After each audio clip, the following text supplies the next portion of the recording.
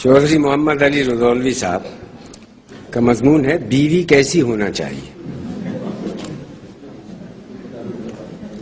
مجھ سے یہ سوال کیا گیا ہے کہ بیوی کیسی ہونا چاہیے.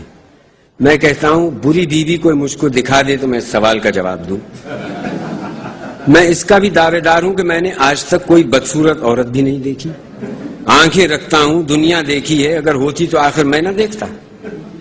ہمارے پڑوس میں ایک میاں بیوی رہتے ہیں جن کا جوڑا پوری طور سے مل گیا ہے. یہ دونوں آدمی انتہا درجے کے کاہل، پرلے سرے کے جھوٹے اور حد کے ناکارے ہیں، مگر جب دیکھیے دونوں قمریوں کی طرح ایک دوسرے کے ساتھ ہیں، گل بھیاں ڈالے بیٹھے ہیں. ان کے 2 بچے ہیں، کسی نے ان بچوں کا دھویا ہوا منہ کبھی نہیں دیکھا. کپڑے ان لوگوں کے تن پر سے کٹ کے گر جاتے ہیں مگر دھوبی کو دینے کی توفیق نہیں ہوتی. بچوں کے کپڑوں میں ذری سی پھونک بڑھ کے نیچے سے اوپر تک پہنچ جاتی ہے اور پھٹ کر علیحدہ ہو جاتی ہے مگر سوئی تاگے کی شرمندہ نہیں ہوتی. میں نے ایک دن اس عورت سے پوچھا تمہارے میاں تم کو چاہتے ہیں؟ کہنے لگی اتنا چاہتے ہیں کہ کھانا لیے بیٹھے رہتے ہیں مگر بغیر میرے نہیں کھاتے. دوسری مثال محبت کی یہ دی کہ کل صبح بٹیر کے شکار کو جا رہے تھے. میں نے کہا روز جاتے ہو مگر کبھی ایک پر بھی گھر میں نہ آیا. بس غصے میں ایک ڈنڈا میری پیٹھ پر رسید کیا. میں بھی دوپہر تک منہ پھولائے رہی، نہیں بولی. تب دوڑے گئے تیل کی جلیبیاں لے آئے، تب میں بولی. کسی رانڈ بیوہ کے یہاں ایک طوطا پلا تھا. وہ ہر وقت اس عورت کو مغلظات سنایا کرتا تھا. ایک دن ان کے یہاں پیر صاحب تشریف لائے. طوطے کو سن کر کہنے لگے ارے تیرا طوطا تو بڑا فحاش ہے، پنجرا کھول دے یہ اڑ جائے. کہنے لگی رہنے دیجئے میاں صاحب، گھر میں مردوے کی ایسی بولی تو سنائی دیتی ہے.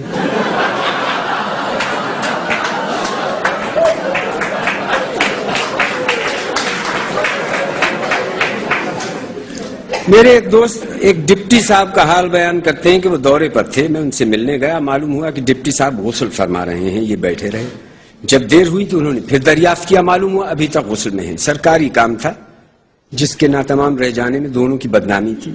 اس وجہ سے سنگ آمد سخت آمد انتظار کرتے رہے مگر ڈپٹی صاحب آج نکلنے کا نام لیتے ہیں نہ کل.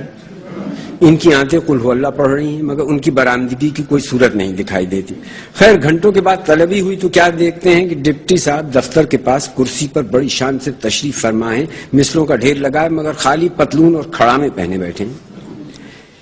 کام پورا کر کے جب یہ باہر نکلے اردلی سے اس انوکھی وجہ کا سبب پوچھی بیٹھے. معلوم ہوا کہ بیگم کو کسی بات پر غصہ آ گیا. انہوں حکم دیا کہ آج اس مونڈی کاٹے کو کپڑے نہ دیے جائیں. خیال تو کیجئے جاڑوں کا مہینہ، خیمے کی زندگی، لیکن اگر ڈپٹی صاحب کو یہ باتیں پسند ہیں تو ہم آپ برا ماننے والے کون؟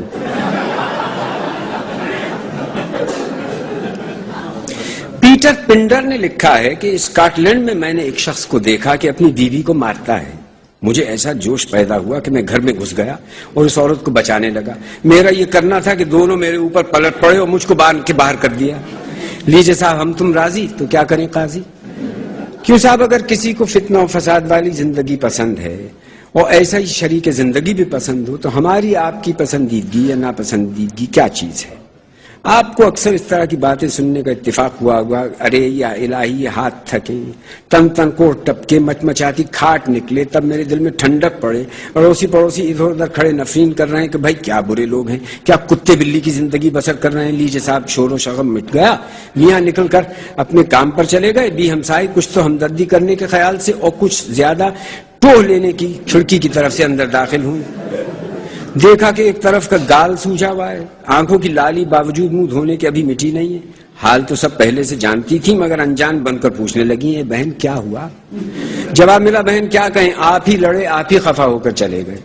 کھانا بھی نہیں کھایا، یہ دیکھو ویسے ہی رکھا ہے. پان کی ڈبیا بھی نہیں لے کے گئے. جی کرتا ہے کہ دن بھر بن پان کے رہیں گے، منہ صابن ہو جائے گا.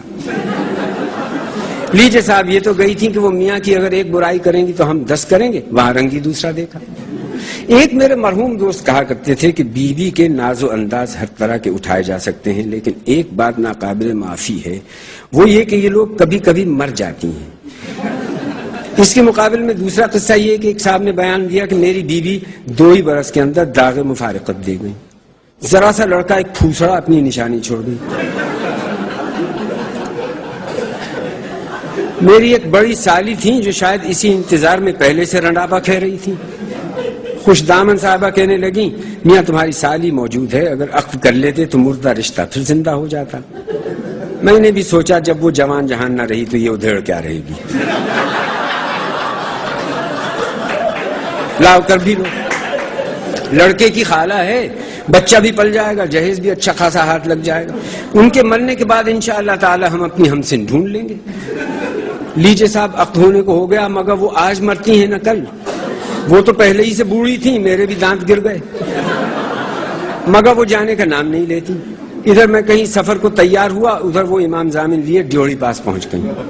ان صاحب کا بیان ہے کہ بڑی بیوی کے مرنے سے تو مایوسی ہو ہی چکی تھی، میں نے یہ وطیرہ اختیار کیا کہ ادھر انہوں نے امام ضامن باندھا، ادھر میں نے بھی ایک چیتھڑا لے کر ان کے دانے بازو پر باندھ دیا اور کہنا شروع کیا خدا تمہارے سائے میں ہمیں پروان چڑھا ہے۔ اب ذرا غور فرمائیے کہ اگر ان صاحب کو کہیں ہم نے صلاح دی ہوتی کہ بڑی سالی سے کر لو تو خدا واسطے ہم ہی تو بدنام ہوتے۔ نہیں صاحب، اس معاملے میں یہی ٹھیک ہے کہ اپنی اپنی ڈفلی اور اپنا اپنا راگ۔